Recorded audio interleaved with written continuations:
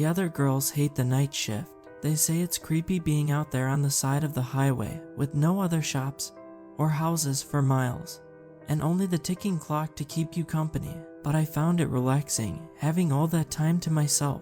I grew up in a big family, full of screaming and hollering, and the occasional whack on the ear if I talked back. I left that house as soon as I could, but the boyfriend turned husband I ran to was also partial to giving me a whack. Now I enjoy the quiet, the peace of a night shift. I don't need 10 tables of people clicking their fingers at me and demanding I take their pancakes back so they can be cooked right this time.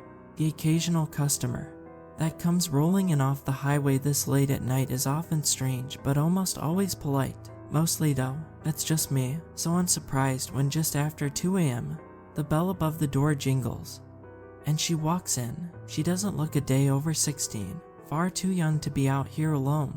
She is tiny, not even 100 pounds, and her clothes hang loose off her bony frame. Her eyes are sunken, and her skin is pale, stretched tightly across her face. She lugs a large duffel bag in with her, which she slips to the floor as she climbs into a stool across the counter from me. Before I can talk, she asks, "Are you married?" I'm surprised by her question, but I know if I grill her too hard about her situation, she will probably spook, and I would rather she at least have a hot meal in her before she leaves if I can help it. I was once, a long time ago, but it turns out he wasn't so nice. I reply. I don't know why I tell her the truth.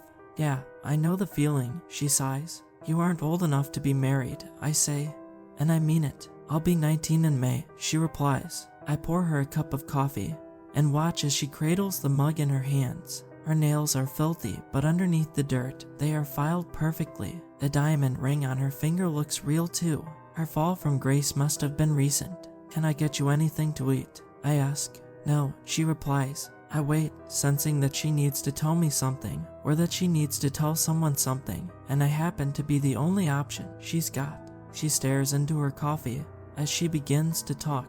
My mama was very traditional and very religious. If I did anything that she thought God would disapprove of, she would beat me. She kept me home so I wouldn't be around boys. She said that my body would make them think impure thoughts and want to do impure things. I had no idea what she meant, but I was too scared of her to question it. I wanted to learn, but she refused to homeschool me. She said I didn't need any of that fancy book knowledge. All I needed was to know how to be a good wife and mother. Occasionally, if she was in a good mood, she would sit me on her lap and tell me about my impending duties. She would tell me about how I would know I was ready for a husband because the first blood would come, and then I would be ready to be married and bear children. She told me it was my job. I didn't want to bleed, and I didn't want a husband, but what choice did I have? I prayed that the blood wouldn't come, but it did, as it always does eventually. It arrived, a scarlet stain on my sheets, a contract on my soul, just shy of my 18th birthday. It didn't take long for the men to start sniffing around. I don't know how the word got out, but suddenly they were there, arriving with flowers for Mama, calling in for cups of tea. I stayed hidden upstairs. I knew I had no choice in the matter. Soon he was picked, or maybe I was the one who was picked. Thick, tall, and menacing, he wore a dark suit and had Mama convinced within 10 minutes that I was to be his bride. So it was decided I was to be wed.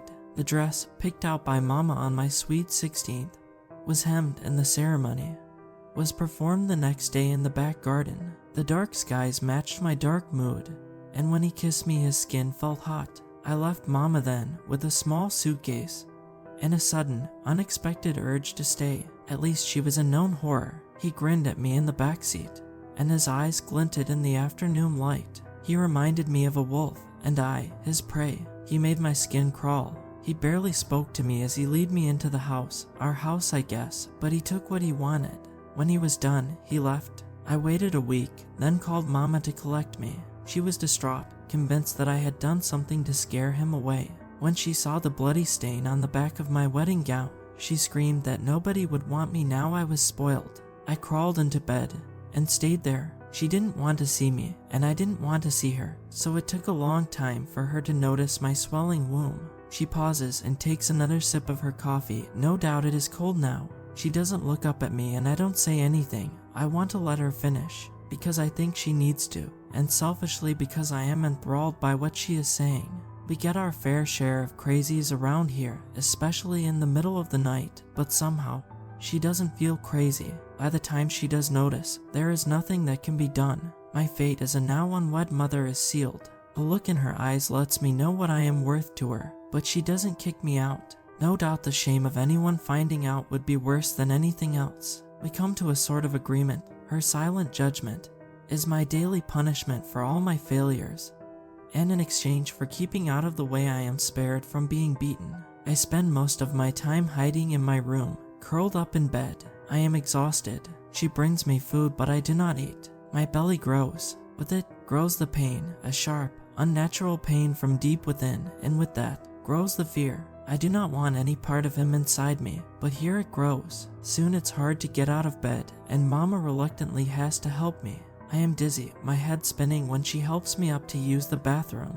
When I lie down, the pain is worse. When I don't think I can stand it any longer, a rush of dark, sticky blood erupts out of me, almost black against the sheets. I beg Mama to call a doctor, but she won't. No one can know about this. I realize suddenly then her plan is to make this all go away. The pain, which before felt unbearable, is now excruciating, ripping me apart from the inside out. I scream that something is wrong, sweat dripping from my face, but she remains tight-lipped and determined. This is your job, she tells me, and your curse. A flash of pain, blinding in its intensity, rips through me, and I am convinced that I will die, that no human could ever survive this pain. My vision goes black just as I hear a scream. When I wake, Mama is dead, and the room is covered in blood. It coats the bed and the floors, splashes up the walls, drips from the roof.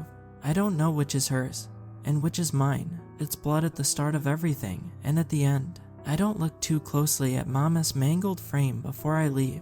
She takes another sip of her coffee, and I notice that the dirt around her fingernails isn't dirt at all, but dry blood. My heart begins to thump unevenly in my chest, and my previous certainty that she wasn't one of the crazy ones melts into cold, damp fear. I'm sorry, I didn't know what else to do, she says, and in her voice is the sadness of a lifetime much longer than 18 years. When she stands, I see the blood on her stool, soaked through her pants, and dripping to the ground. She sways, and the sharp copper scent hits my nose, making me pull back sharply. My hands are shaking, and before I can even think of what to do, she is leaving.